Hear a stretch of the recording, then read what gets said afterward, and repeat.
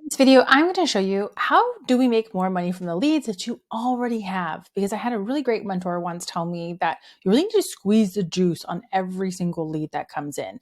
And so I want to show you some of the tactics that we actually use at a lot of the companies that I have built and the partners that we work with. How do we squeeze the juice? You're spending a lot of money on marketing to get these leads in the door. You get somebody to raise their hand. And I often just see a lot of the strategies I'm about to show you just not being implemented. And some of it can be taken care of by automations. And then of course, our team. But I'm going to show you exactly what does it mean to squeeze the juice from every lead. So your database tends to have a lot of cash just sitting there. That's why today I'm going to go through what type of culture that you need to build in order to be a founder who leads a sales-driven process. We're going to talk about what you should be automating, what you should not, how many times we need to call, how quickly we need to call, essentially all the strategies, as mentioned, what we're going to do in order to convert more leads.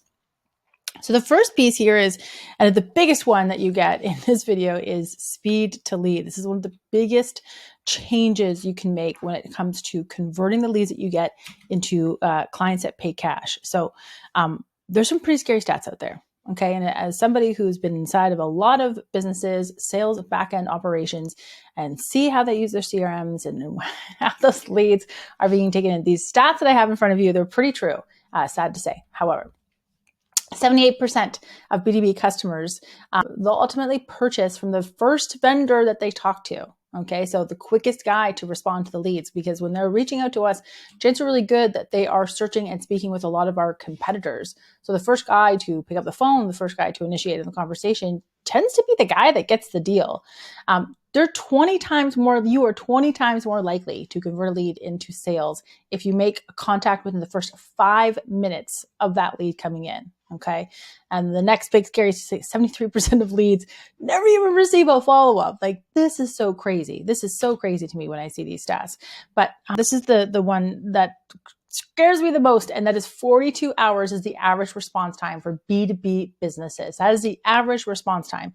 And let me tell you again, as somebody who held a lot of these conversations, I honestly don't think it's ever been easier to win at business, because when you realize that so many companies are out there taking such a backseat approach to their follow-up, to the way they follow up with leads, how quickly they get on the phone with their leads, you start to realize that it's actually not that hard to win. You just got to be one of the first guys just to be able to push buttons faster. It's not even what we're even saying on the phones, how quickly we're able to respond. So you want to build systems that will give you speed to lead, and the time measurement that you should be using here is under 5 minutes. And you should be regularly checking this as to when your leads come into the door, as to how quickly your team is able to respond. We're minimizing the decay of that lead.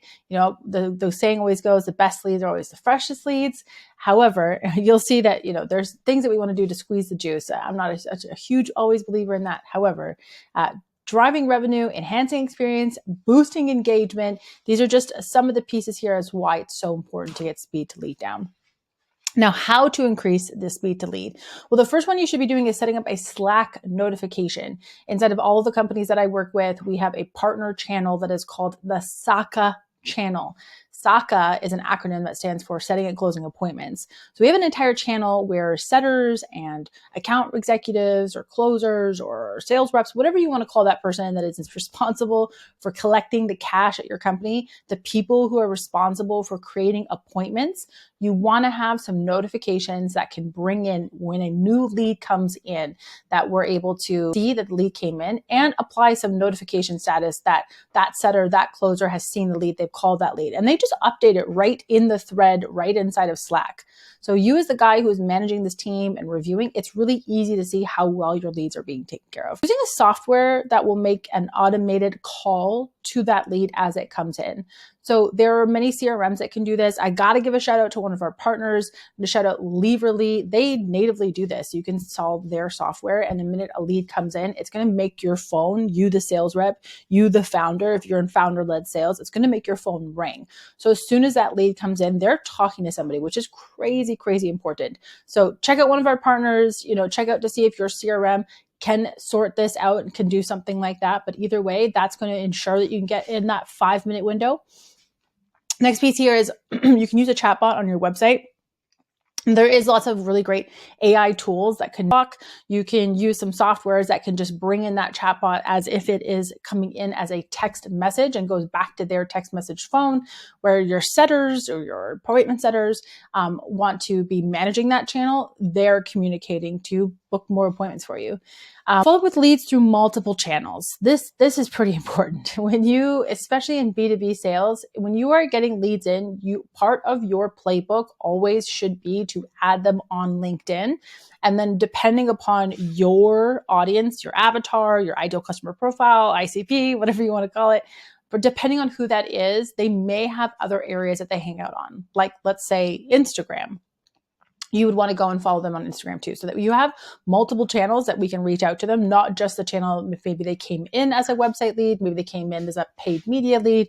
You want to go and find their information, and you want to be able to connect with them on multiple mediums, because the more they follow us and the content that we post, just all the round better. And then of course, automating some of your follow-up. If you want to have some automations in place that can take those leads in and put them into your CRM systems and do some automated follow-up. I don't love automated follow-up to replace speed to lead. Do not confuse that. Speed to lead is your ability to have a real human person talking to that other human person ASAP that they made that first inquiry. So automating some of the follow-up, but more to making it smarter to show you who you should be talking to today. We'll come back to that. We're going to talk a little bit about what we call a hot touch power dialer later on in this video. But I want to get into some other ways that you should be squeezing the juice. When all these leads are coming in, how do you ensure that no lead gets left unturned? So when we look at your CRM, this is about creating a pipeline that is properly optimized. The pipeline needs to be able to quickly identify where your leads are in the stages, but most of to be able to leverage campaigns that can nurture them based on where they're at in the process. So that's, book calls anytime somebody has a call coming up, if they have canceled a call, if they have no-showed a call, if you're trying to get them into a call. This here, we call this DCNC. This is demo completed, no close. You did a pitch, but you did not close that person. If they are just a long-term nurture and we want to just continue to nurture these on a drip sequence, these are the kinds of nurturing campaigns that should be up and running like ASAP. I don't care if you are only getting 1 or 2 appointments per month right now. It's something that is just set up once and then it works in the background, and it will ensure that people can show up to their calls with you, that they can get the content that they need from you to be nurtured, to break through that trust recession that we talk a lot about the types of content that has to be sent to people to warm them up. This is the kind of stuff that should be set up. So it really, a simplified version should take you no more than an afternoon to set this up in your CRM. Obviously, there's lots of complicated ways that you could do this, but make sure that you have at least these nurture campaigns that I just went over with you right now. Reducing your no-show rates is going to help squeezing the juice on all the leads that you're getting. And here's why. Sometimes no-show rates, and there's a problem with rescheduling, okay? Super important if you are in a founder-led sales process. This is something that I teach a lot of the partners that we work with, is not opening up every single day of your calendar to sales opportunities. You absolutely need to have completely blocked out days where you're not talking to anybody, not team, not sales opportunities. It's just you having an opportunity to actually do the things that you need to do in order to move this business forward. But you still have to take sales calls. But when you take sales calls, what you want to do is just open up a few days, 2 to 3 days to the week. So what happens is you now have a limited opportunity of spaces that you can take these calls. Therefore, when we book in a call, we want to make sure that call is going to show up, not reschedule on the day of, not even reschedule that week. We want to do everything that we can to ensure that we are getting that person to their call. So number 1, call the leads as soon as they schedule. So somebody self-books from your website and they have a call scheduled with you tomorrow. The minute that lead got scheduled, hopefully the person who's taking the call is the most ideal person to get that phone call made. But somebody on the team needs to make sure that they're calling that lead. We're triaging the lead. What we mean by triage is we're pre-qualifying to ensure this is a good use of the time that they just booked with us. But you're building rapport. You're reminding them that you're a real human person. This is especially important when it was not an organic lead. So it didn't come in through your website. It's not a referral. This came in from any cold source traffic that's self-booked. Very, very important that they actually speak to a human. Ensure that your nurture flows are live. That's on the last screen that I just showed you there. Ensure that you have reminders, where they're going to come, what they need to show up with, pre-call content and homework. This is something I think is just going to be such a huge part of the sales process as we continue to move into, 2024, 2025. I think more and more, particularly SaaS too, we're going to see the need to have a lot more content about our products and about how we help and the outcomes that we provide before they even get onto a call with us. There is a lot of noise out there. And again, when we're doing any sort of pulling from cold traffic sources to get them to be warm traffic, there's a lot of content there that has to be shared that goes through, again, what are the outcomes that you provide? Who have you worked with? What are the false beliefs? What are the weird objections?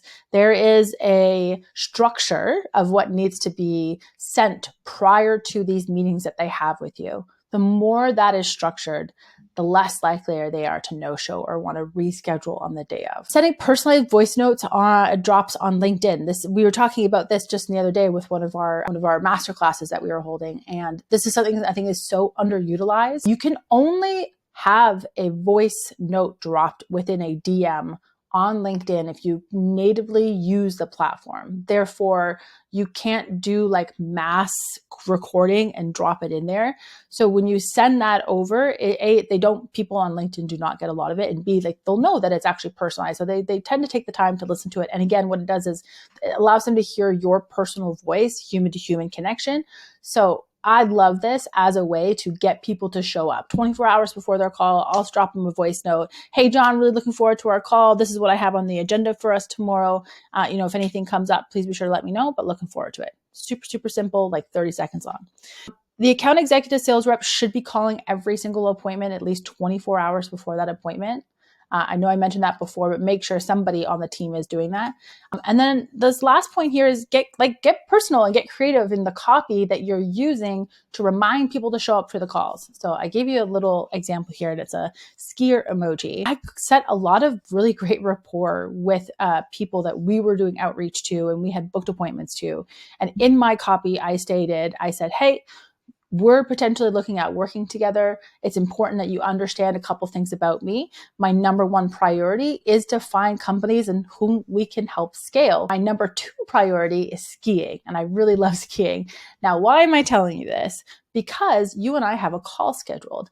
And if you can't make it to the call or you don't give me enough notice, it means that my number one priority is thrown out the window, and now I can't even get to do my number two, which is skiing. So show me the courtesy, give me at least 24 hours notice before our call if you can't make it. And man, did that change things so much. That copy right there changed things so much for us. It humanized everything that we were doing and the interactions that we were having with these prospects. And it also made it pretty serious, but also, again, humanizing that connection, I think is just so understated when we think of creating campaigns around getting our prospects nice and warm. The next big piece here is calling all of your leads at least 12 times.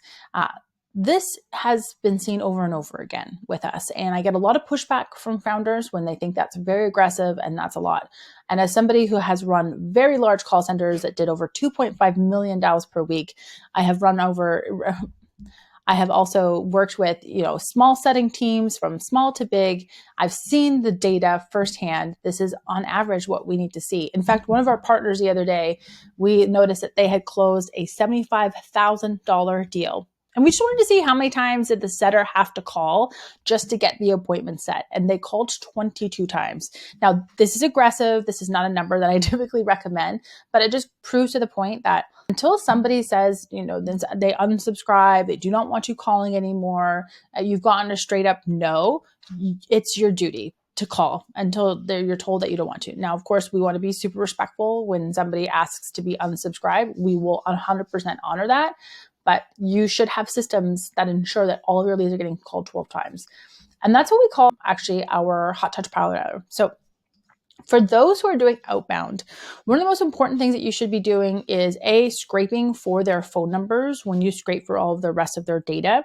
And we want to call those people when they engage with our outbound campaigns, when they come back and visit our website. If a lead has just come randomly into your website and they have left their email, but they have yet to schedule something, we need systems in place that A, allow us to have their phone number, but B, create what we call a hot touch power dialer. And this is an automated set of the list of people that are most important that us and our teams talk to today. And what's going to happen is it's going to put them in that list based on their engagement, but keep them in that list based on how many times they have been called. And that is a minimum of 12 times. So if you are not doing this with your systems right now in your CRM, I highly, highly advise you to. Just about every CRM out there can do this types of automations that will create these lists for you. So when you just come in for the day, you just have to come in and hit play on a list, and it's automatically going to dial the people that need to talk to you today. So the next piece here is Reoffer Campaigns, which I think is, again, an underutilized strategy in B2B. And that is a way in which we're going to re-engage our list. Okay, we're gonna hit them up with a couple of text messages and a couple of emails just to put out something out there that creates curiosity and talks a little bit about an outcome or an end result that they are looking for, ideally. What you don't want to do is you don't want to send out a series of text messages and emails that give away the farm, that miss out on creating that curiosity. If they know everything of what it is that they're getting, they're not as likely to respond to. And what you want to have here is a response. We don't want to send out these messages to have people to set schedule. What you want to do is when you send out that email and you send out those texts, you are going to ask them to just let me know, reply, like say yes if you want more information. That's always how I like to frame these conversations, so that I can just get somebody to raise their hand and say yes, and then I'm going to set in myself or my setting team to call. And that is where we go through this triage scenario of being able to identify who's qualified to put through. We don't need to have a whole new offer. We don't need to have a whole new thing. We just need to have them show their hand and say yes and qualify that lead and set the appointment. So this is what a reoffer campaign typically is. It's like, hey, first name.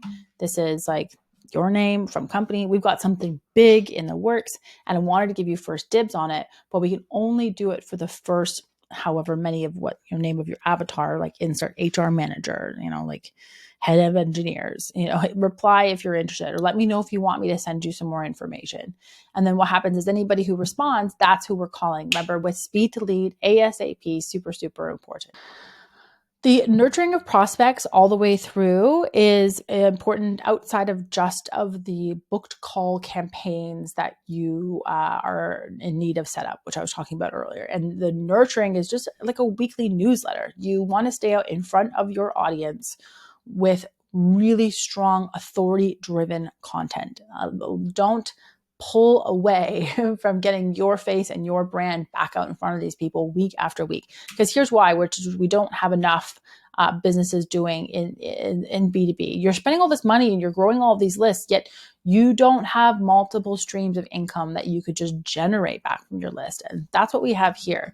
So there are plenty of affiliate sources. There are plenty of partners that you should be looking to who complement your services, who they can send you leads, you can send them leads, but when the business happens, you can pull an affiliate from that. So you should be looking for ways of which you can be creating affiliate sources of income, whether it's small, whether it's large. Look for opportunities because your list can be amplifying that without always just having to talk about you. Subscriptions are a really big one that are growing and growing. If there's something that is consumable that your audience would like, it often stands for a really good subscription. So I'll give you a really prime example of this. There is a very large advertising agency who absolutely dominates on TikTok. And obviously they have a very specific kind of client they try to bring on. Their services are pretty expensive, but they're very good at what they do.